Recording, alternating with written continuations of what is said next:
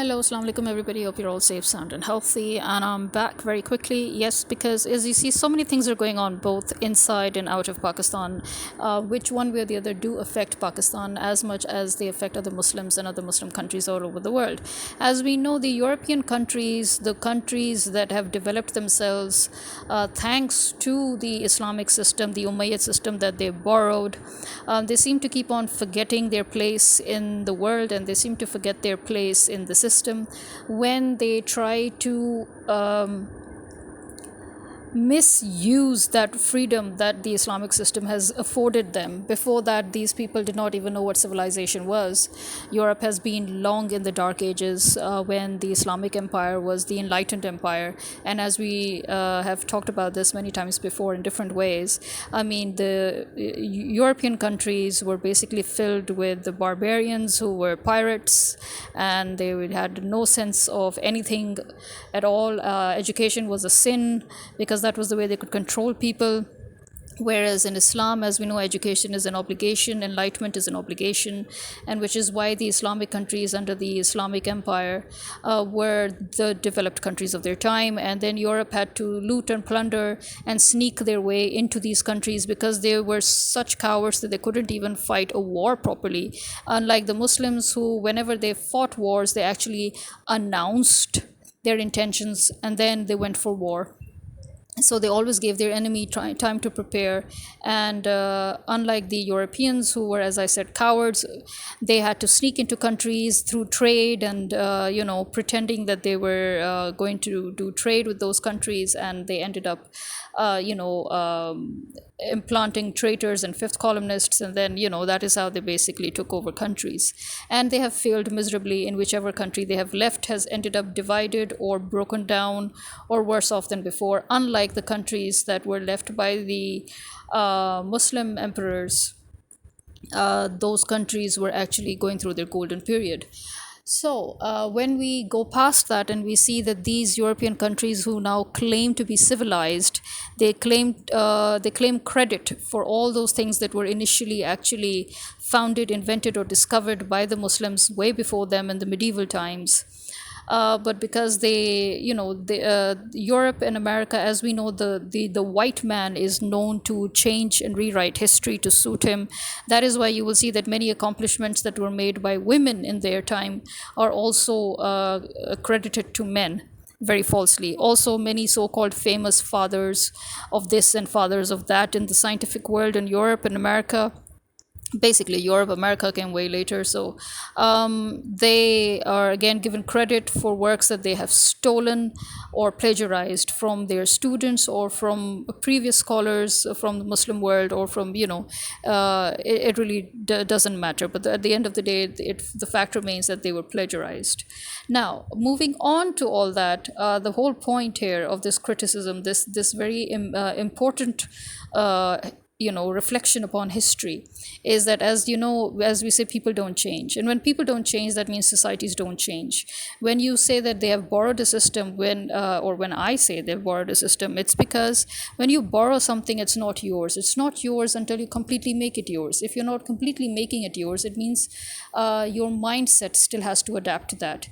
The fact that European countries have followed Islam to the T in their everyday lives and in their legal, social, and welfare aspect. But the fact that the people have not actually become part of that system, mentally speaking, that mentally they still belong to that dark age that they are coming from. They still belong to that era of ignorance. It can be seen by the way the people behave in Europe. For example, if we look at Sweden, Norway, Denmark, Holland and stuff, these are supposed to be Switzerland. They're supposed to be neutral countries. They're supposed to be countries who have worked for the interests of their own people to such an extent, without getting involved in geopolitics, so that they could solely concentrate on their own development, which was something I always loved about these countries.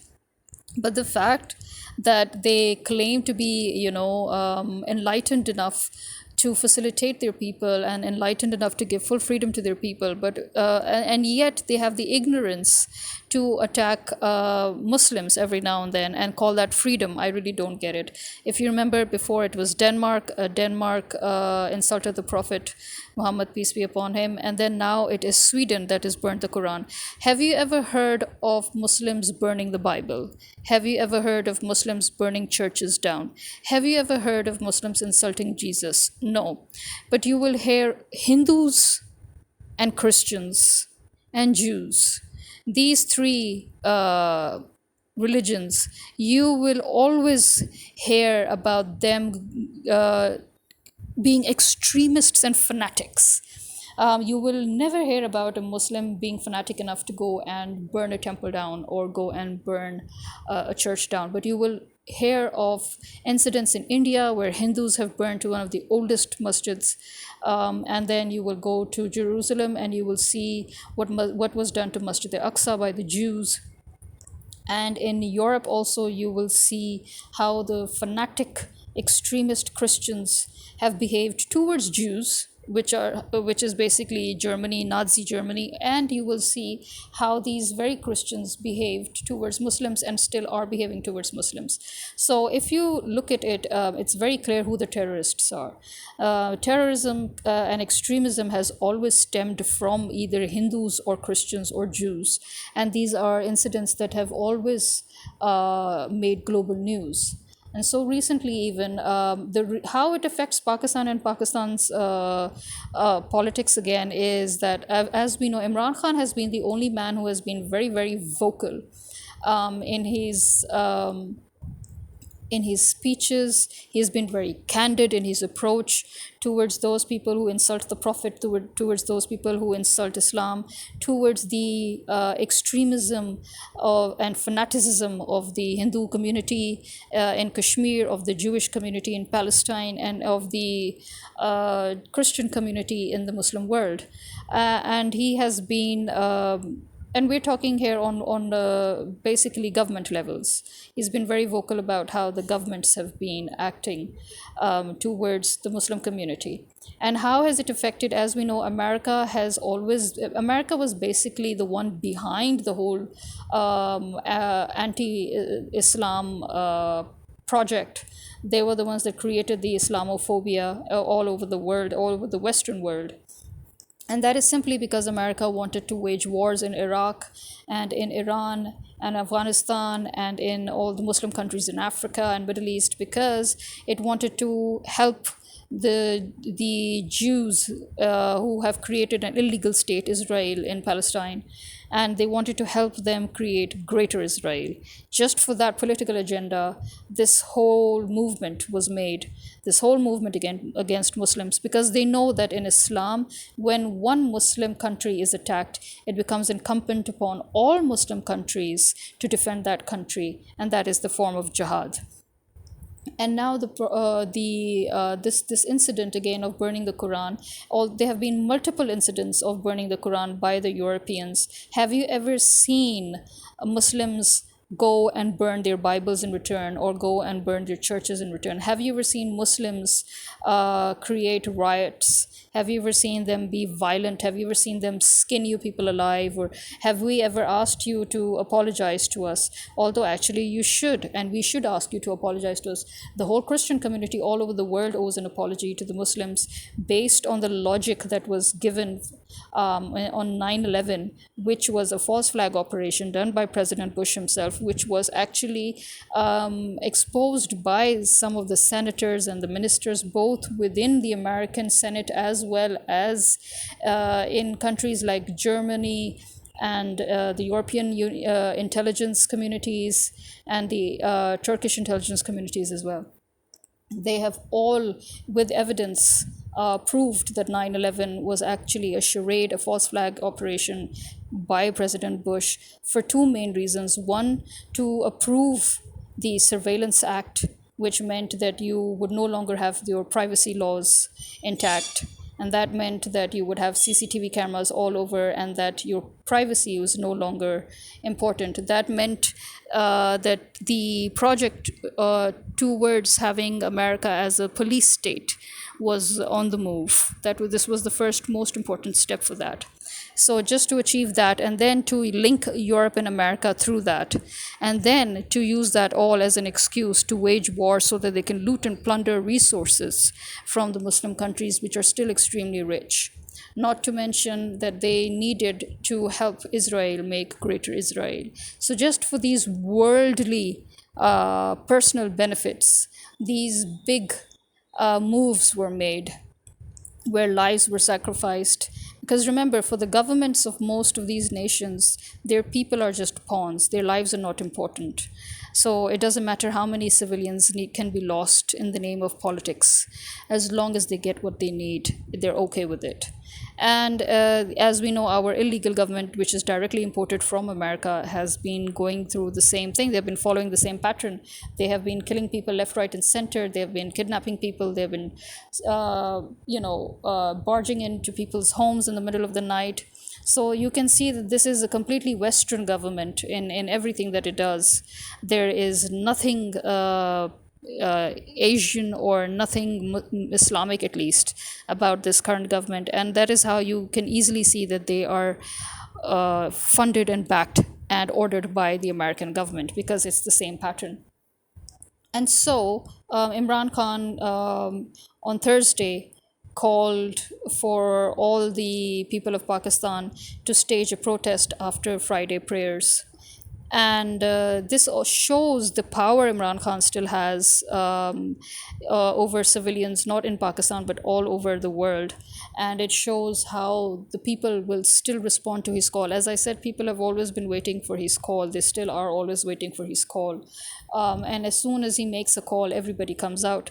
And the government had to admit its failure, and it had to admit that it had no choice but to endorse Imran Khan, because that was the only way. As you know, they say, if you can't beat them, join them. So that was the government's basically decision at the end of the day. The government was like, okay, we can't beat Imran Khan on this, so let's just join them.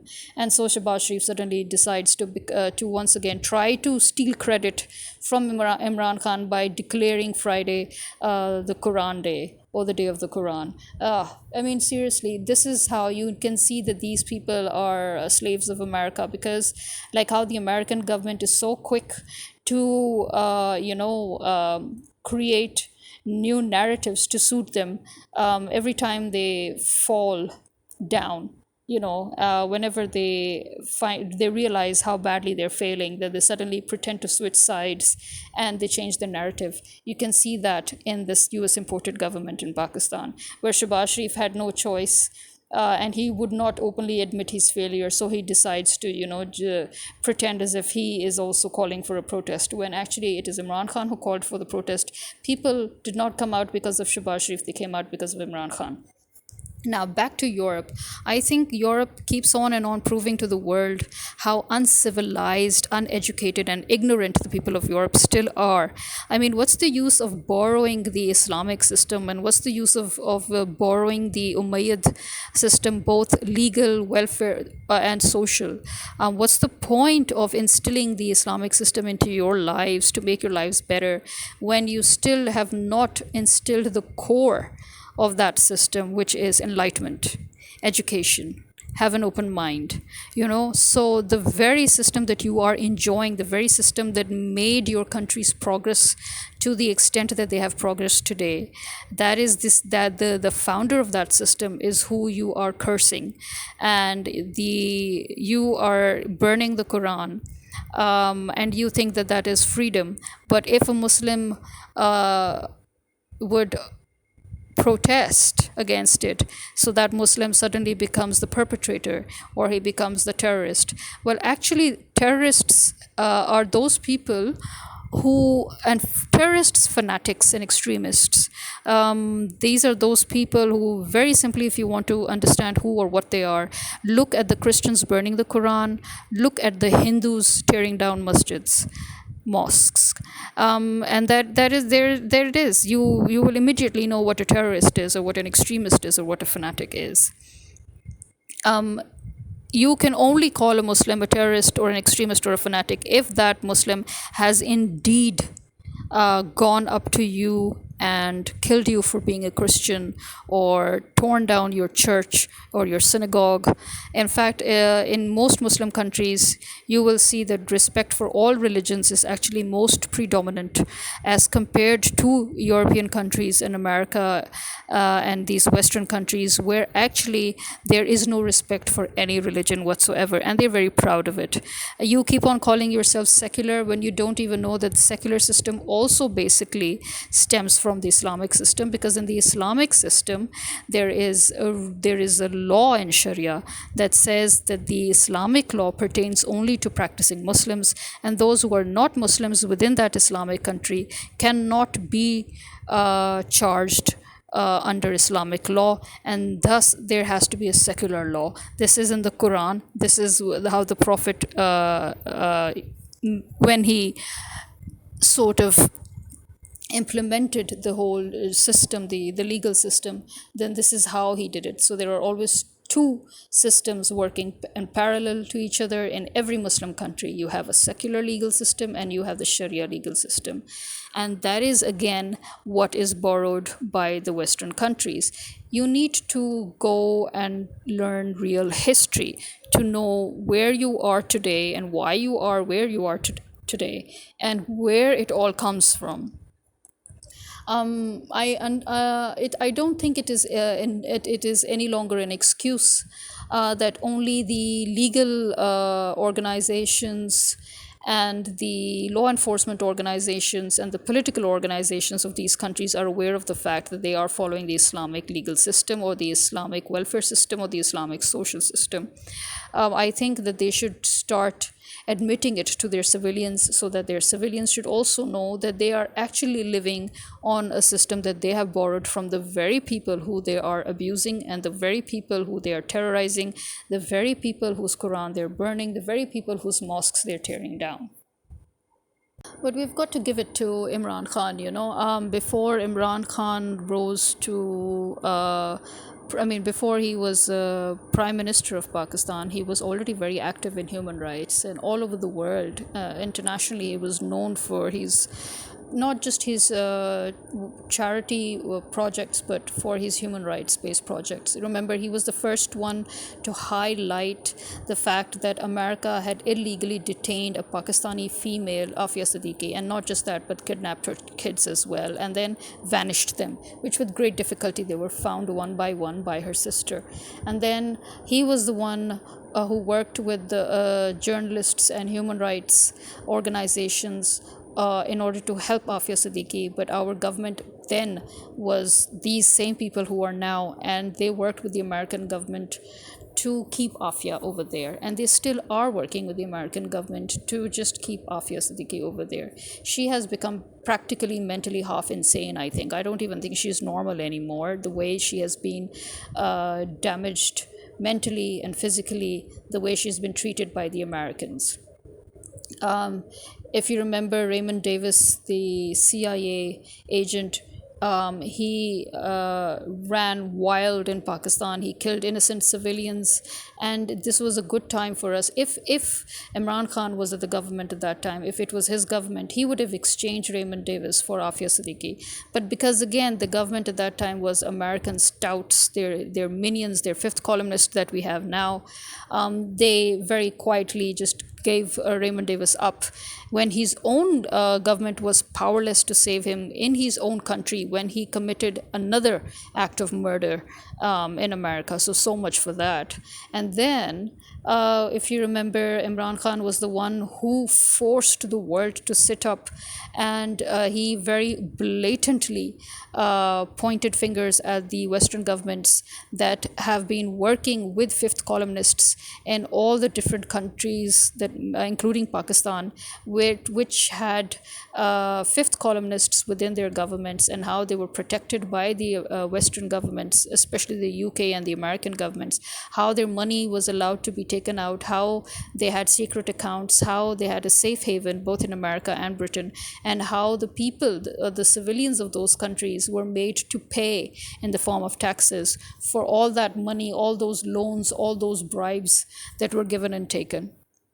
the fact that they endorsed corruption and protected that corrupt money, the fact that that other people had to pay for that. This was something he pointed out, which was, if you remember, much applauded in the United Nations.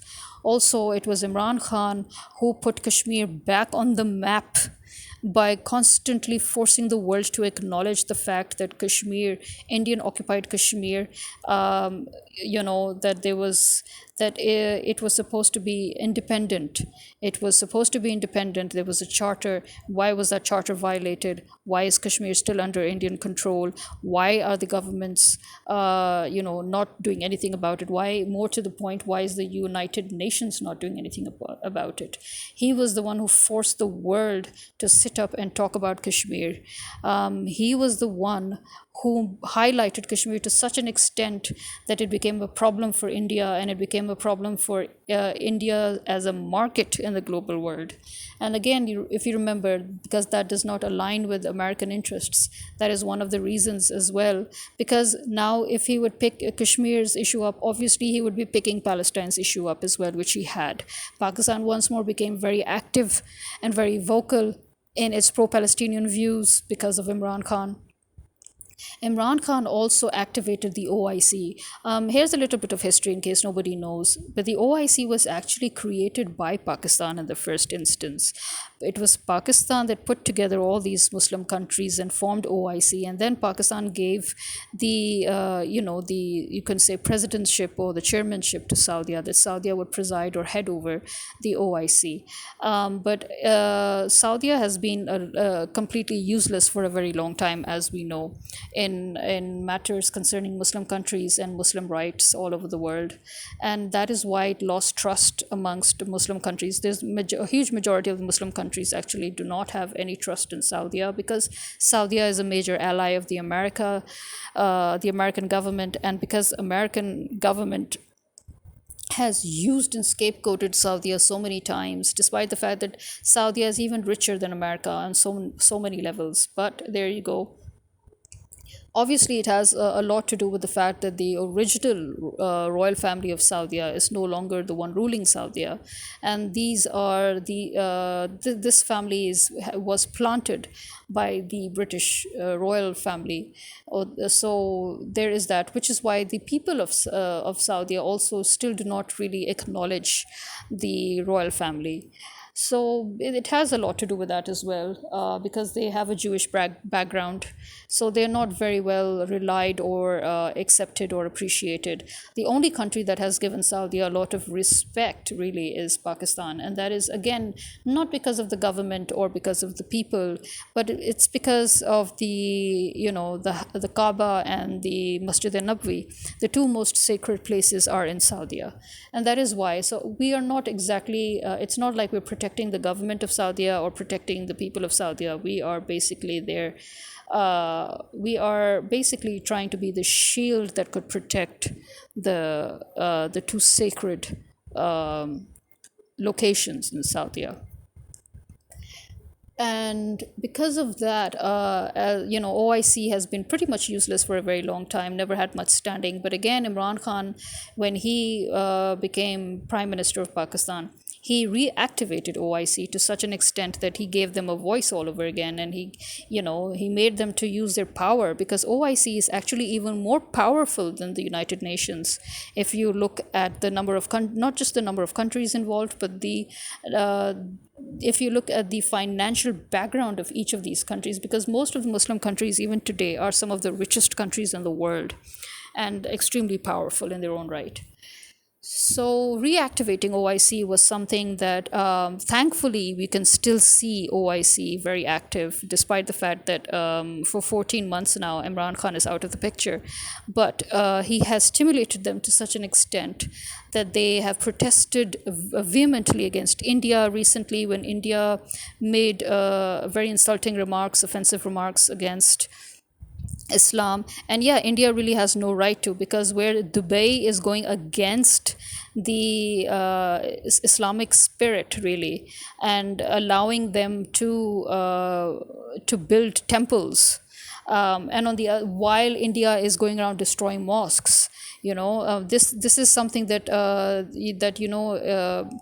basically made Dubai the a very negative it gave a very negative impression to the rest of the Muslim world where Dubai was concerned. That on one side, India is mistreating Muslims, they are committing genocide, they are, acting as Nazis against Muslims, and the fact that they have been terrorizing Muslims. The Gujarat massacre is still fresh in everybody's minds, which was done by the current Prime Minister Modi of India, and then the ongoing genocide in Kashmir, and then the burning of the mosques and the tearing down of old, really really old mosques. So and then on the other side you have Dubai welcoming them, that yes, you can build your temple in Dubai. I mean, so you can imagine how the Muslim world felt about Dubai. Dubai was basically unofficially ostracized by the Muslim world for this stupidity on its part, that instead of standing by the Muslims and standing for the Muslims, it is actually inviting these same Hindu extremists into its country and saying, yes, don't worry, you can make a temple. But again, as I said, this is the difference you see between Muslim countries and non-Muslim countries. Muslim countries respect religion, because that is what we're taught to do. We're taught to respect religion. You will see a lot of old ancient religions still preserved in Islamic countries, but you will not see them in other non-Muslim countries. And then we have this incident of, if you remember, the Denmark incident is a pretty old incident, but it's still fresh in the minds of everybody else. So the Swedish incident really did not help. The fact that OIC protested against it and demanded that something be done, and the fact that the letters were also sent to the United Nations, that this needs to be addressed. At least the Swedish foreign minister realized the impact, especially when France is literally burning right now because they murdered a teenage Muslim boy who belonged to an who was of an Arabian descent. So you just sparked fire, really. You just threw more oil into the fire, and it's just spreading. So Sweden, I think this was a very very stupid, very very uneducated, very unenlightened, very barbaric act on part of Sweden, and very irresponsible, I would say, politically speaking, as well as globally, religiously speaking, very, very irresponsible of the Swedish people to, at this point, burn the Quran when the whole world is ready to wage war right now, when the non-Muslim community, even of France, is right now waging war against its own government for killing a Muslim kid. So I think that was really a very bad gaffe by the Swedish, and I think it finally hit the Swedish government that they could no longer justify it because this is a hate crime. This is a hate crime, and this is a crime that incites violence, and it is a crime that can incite war, and it is a crime that it is an extremist act of terrorism by the Swedish civilians. So the Swedish government has realized that they could no longer cover it up, and that they do have to do something about it. And that is why the foreign minister was obliged to apologize to the Muslim community all over the world. Although, to be honest, I would say the Americans still owe the Muslim world an apology for 9/11, and for the charade, and for Iraq, and for Afghanistan, and for Syria, and for Libya, and for Egypt. They owe us apologies for Palestine, for Kashmir as well. Yes, because the American government has been actively involved in the genocide committed by the Indian government in Indian occupied Kashmir. So yes, the Americans owe us a lot of apologies, I would say. That needs to be, that is something that the Muslim community will never forget, and the Americans must take responsibility for that. Similarly, Europe now has realized that it needs to take responsibility for its highly irresponsible, highly unenlightened, uneducated, illiterate acts of terrorism, of extremism, of fanaticism. What good did you? I mean, seriously, what good is it borrowing the Islamic system and gaining all that freedom? And this is a freedom that only and only the Islamic system could have given anybody in the world. Equal rights for women, for children, for old people, everybody getting their rights, everybody getting justice. You have borrowed the Islamic system, but you haven't yet understood you haven't yet changed your mentality according to the Islamic system. That's so pathetic. What's the point, really, of having such a great system in your country, of borrowing such a great system to sustain yourselves when mentally you're still back in the dark ages? You still haven't come out of the dark ages. Now, as I said, the governments are aware that they are implementing the Sharia system, but the civilians are not. So again, I would reiterate. I think if the governments of these countries do not want such incidents to continue, such incidents of fanaticism, extremism, and terrorism, if they do not want their uneducated, illiterate, ignorant citizens to continue with these incidents, I think they should start informing them about the system that they are following. The European governments should, I think, start drilling it into their civilians that they have been following the Umayyad system. The American government also needs to be drilling it into its citizens that it is following the Muhammadan system, because that is what they basically call it. If you talk to American establishment or American government, they will tell you that they are implementing the Muhammadan system. And that is why, again, I will remind you, there is a plaque in front of the Supreme Court in dedication to the Prophet Muhammad, peace be upon him, as the greatest lawmaker in the world. And on the other side, you will also have plaques of dedication to the Prophet Muhammad in legal circles and in certain areas of legal buildings, even in Europe, like in England as well. So I think they need to inform and educate and make aware their citizens of this simple fact that, hello, the system that you are insulting, the person that you are offending, the people, the community that you are initiating violence and hate speech towards, it is their system that we are following.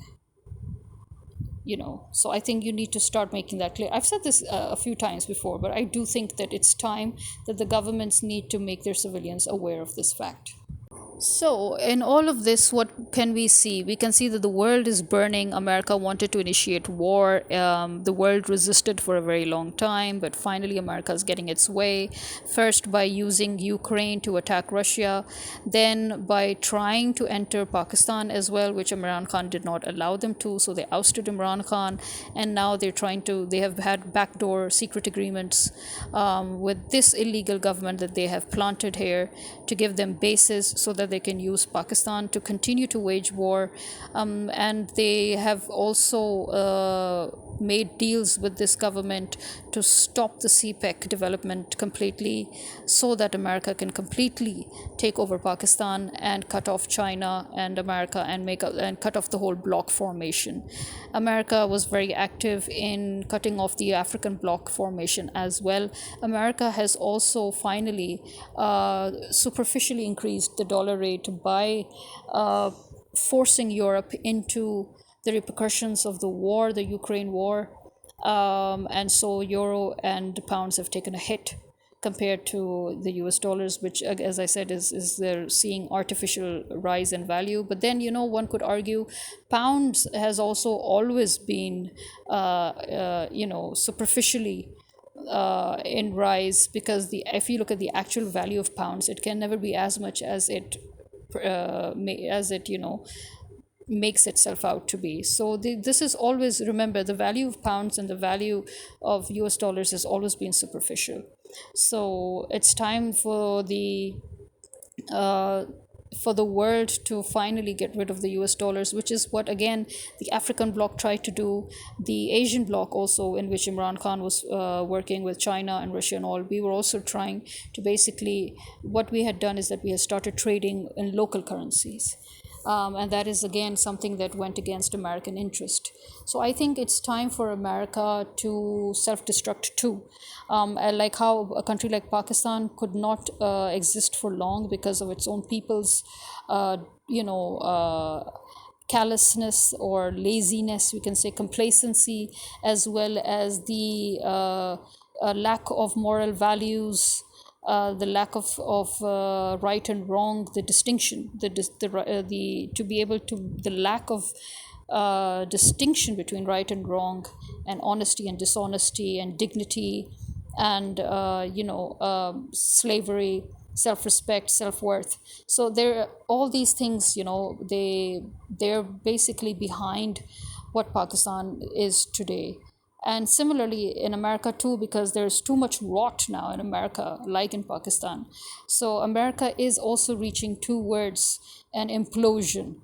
I think it is speeding its own self-destruction. It's speeding its own implosion by the steps that it's taking. These criminal steps that it's taking, waging wars all over the world. So where we are today is that, again, the whole world is burning. France is burning. Pakistan is in chaos. America is in chaos. Europe is in chaos.